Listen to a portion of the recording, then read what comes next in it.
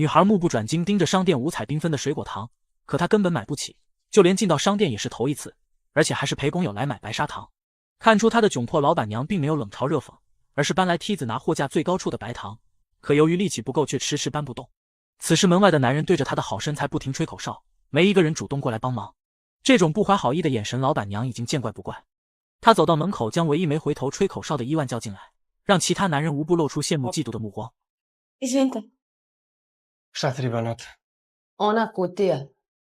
伊万一心帮老板娘拿货架上的糖盒，完全没想到这一撞竟然撞进了詹娜心里。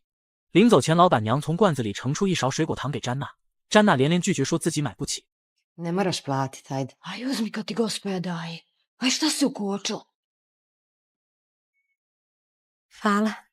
他小心翼翼将糖果收好，之后和工友一起去村口的大树下，静静等待老板过来挑选。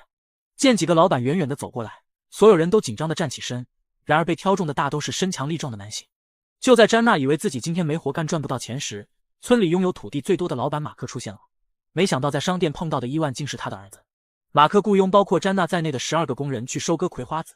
詹娜一方面为有工作开心，另一方面则因见到伊万抑制不住的窃喜，却不知道一个无形的大网正在向他慢慢收紧。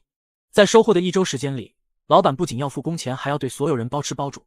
相较于伊万母亲的冷漠和高傲，马克作为老板却十分亲和。然而看向詹娜的眼神总让他感觉到不舒服。尽管住的地方是堆满稻草的柴房，吃的是没有油水的粗茶淡饭，但对于邻国逃难来的孤儿来说已经是一种幸福。詹娜对此没有任何怨言。第二天一大早，工人们就开始收割任务，直到中午老板娘将午饭送过来，他们才有休息时间。由于饭菜太烫，大家都等凉了再吃，可老板娘却认为他们在偷懒，故意延长休息时间。她怒气冲冲地给每个人碗里都加1勺冷水，但这个行为却让伊万觉得不妥。伊万的善良让詹娜对他的好感更加加深，却从不敢奢望自己能飞上枝头变凤凰。然而一个让他靠近心上人的机会却突然送上门。第二天，伊万母亲要用一根已经没有肉的骨头给工人炖汤，没想到一不小心竟然扭伤了双脚。由于家里没人煮饭做家务，马克于是去找了詹娜，让她在这段时间内都留在家里帮忙，不用去收割葵花籽弄得满手伤痕，又能近距离和伊万接触，同时还能拿到和其他人一样的工资，这对詹娜来说简直就是天大的好事。她一心沉浸在突如其来的喜悦中，完全没注意到一双罪恶的眼睛时刻在盯着她。很快，田里的葵花籽已经收割完成，所有人都拿到了属于自己的工钱。詹娜特意做了一个钱包挂在脖子上，将钱收好后小心翼翼塞进衣服。就在她准备离开时，老板马克却突然开口，问她是否愿意留在这里一段时间。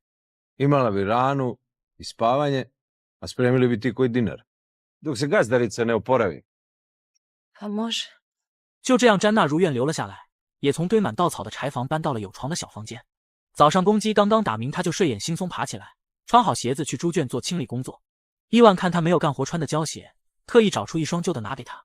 詹娜从来没穿过这么好的鞋子，生怕弄脏弄坏了，可伊万却霸道的让她立刻换上。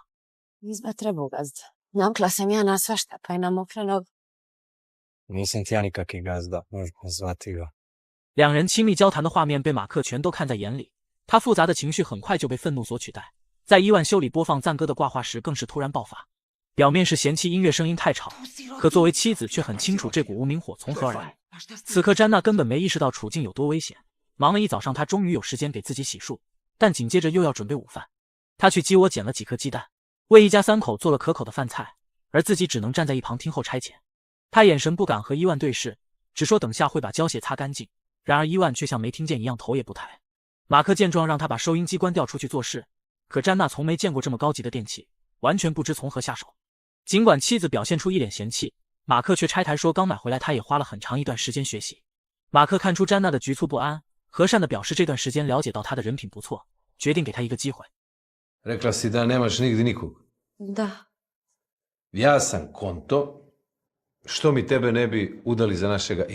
父亲的决定让伊万愤怒地夺门而出，但马克却说他只是害羞而已。尽管詹娜年纪已经不小了，也拿不出任何嫁妆，但他们完全不在意这些外在东西。一个初见就让詹娜心动的男人，还是村里首富的儿子，这样的家世背景对任何一个女人来说都是高攀，更何况是詹娜这样一贫如洗的孤女。这一晚是詹娜20几年来睡得最美的一觉，就连地上的小老鼠仿佛都在为她跳舞庆祝。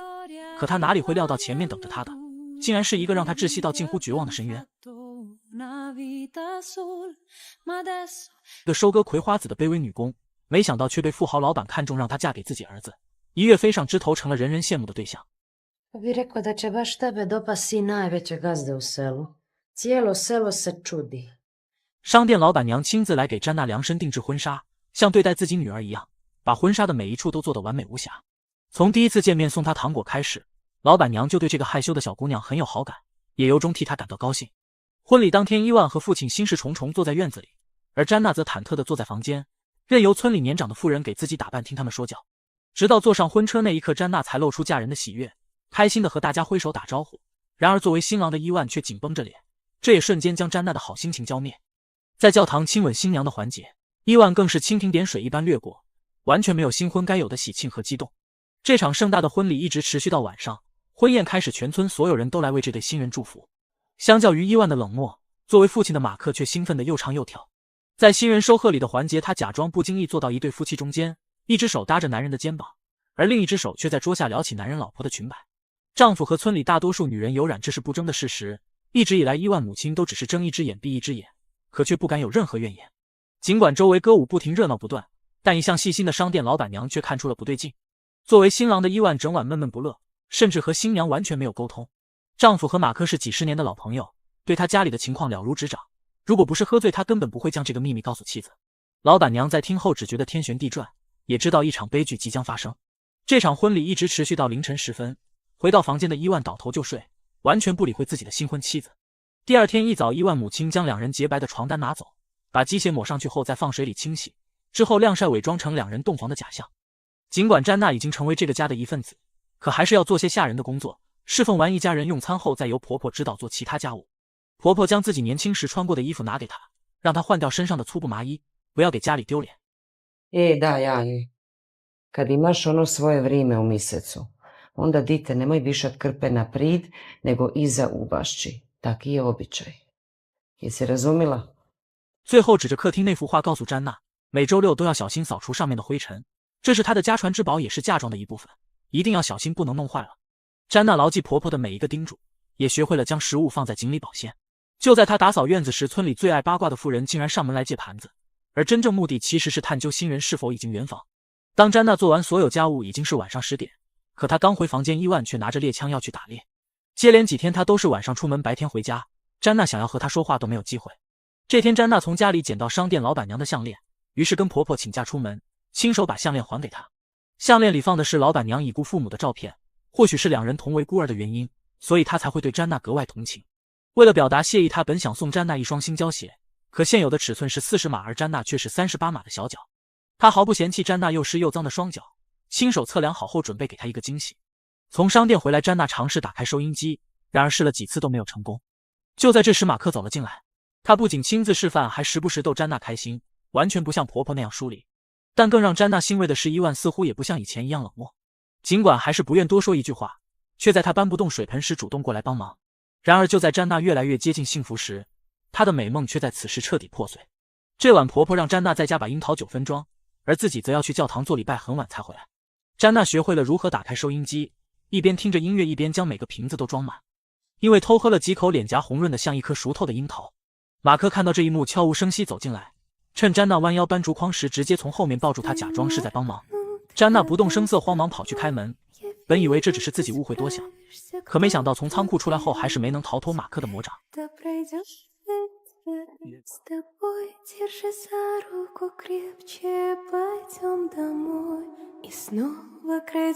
的詹娜羞愤难当，又不知该如何是好。她本想偷偷将这件事告诉伊万，可婆婆却有意无意不让两人单独相处。詹娜被迫和马克一起去田里收南瓜，没想到马克竟然厚着脸皮说自己不是坏人。如果他把这件事说出去，那受尽白眼的人也会是他而不是自己。詹娜忍气吞声，不敢再多说，她无权无势，只能将苦水往肚子里咽。回到家，婆婆故意让一个村妇来家里讲八卦，说一个男人将生不出孩子的妻子赶出了家门。婆婆的目的果然达到了，担心被赶出去的詹娜到底还是假装一切都没有发生。这天她去商店，老板娘把到货的38码胶靴拿给她，临走前还给她塞了一大把水果糖。这是詹娜第一次穿新鞋，兴奋的一直舍不得脱下。然而婆婆在看到后却大发脾气，认为是马克出钱买的。但更让她焦躁的却是看到詹娜在晾晒姨妈巾。她二话不说冲进厨房，怒骂詹娜是个扫把星，竟敢把她陪嫁的盘子打碎。詹娜挣扎着想要替自己辩解，然而婆婆却扯着她的头发将她丢在门口。马克尚且替詹娜说了几句话，可作为丈夫的伊万像是没看见一样。风波过后，婆婆又换了一副嘴脸，让詹娜把墙角的大白菜全都清洗干净腌酸菜。交代完一切，她和伊万一起去了市集，而马克也去跟老情人告别。他表示自己很快就要当爷爷了，不应该和他继续纠缠不清。詹娜各种憋闷和委屈无处诉说，只能借酒消愁，忘却烦恼。马克回来时特意给他带了几颗蜜饯，詹娜毫不客气拿了一颗放进嘴里。他发泄一样用力踩踏腌好的酸菜，同时对坐在一旁的马克怒目相向。马克假装尝酸菜咸淡，径直走到詹娜身边，趁他不备又一次伸出了罪恶的双手。等伊万回来时，詹娜正用力搓洗身上的每一寸皮肤。她全身赤裸站在伊万面前，质问他为何要如此排斥自己。伊万不敢看他，更没有回答这个问题，但他逃避的态度还是让詹娜彻底崩溃。他整整2天2夜没有回家，躲在树林深处的老地方打猎。詹娜不容他再逃走，直接将人堵住。而这一次，伊万也终于将不得已的苦衷说了出来。原来在他8岁那一年，不幸被野猪咬坏下身，再也无法过正常的夫妻生活。父母一直将这个消息隐瞒，除了商店老板之外，村里没人知道这件事。詹娜心疼地抱着丈夫，坚定地告诉他自己不会离开，更不会嫌弃这样的他。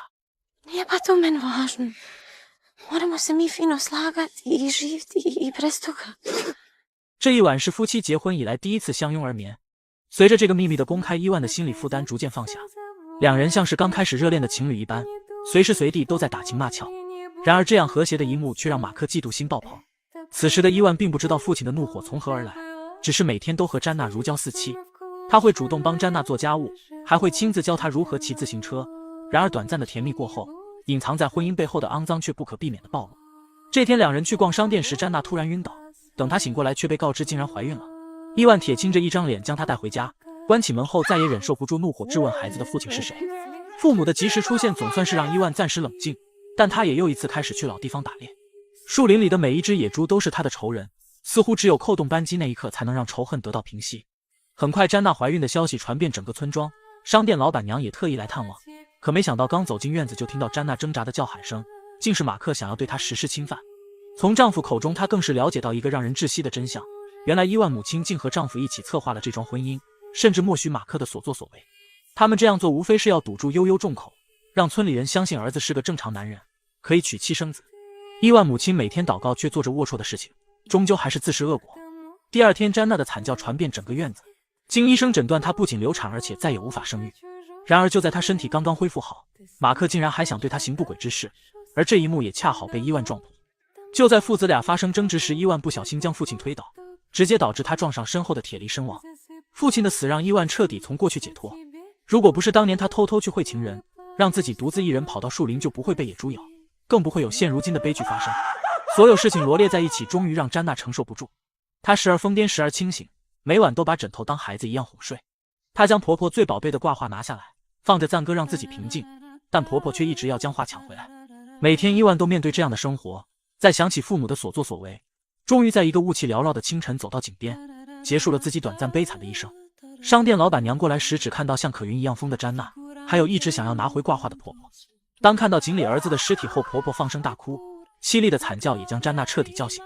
她拿过伊万的皮鞋小心擦拭，一切都已经变得面目全非。然而对詹娜来说，却像是回到了刚来这里的那天。第二天，她在公鸡打鸣的第一声钟醒过来，还是出来时那间破旧的小屋，房间里那只熟悉的小老鼠也还在。但这一次詹娜却将它放在门口，让她去寻找自由。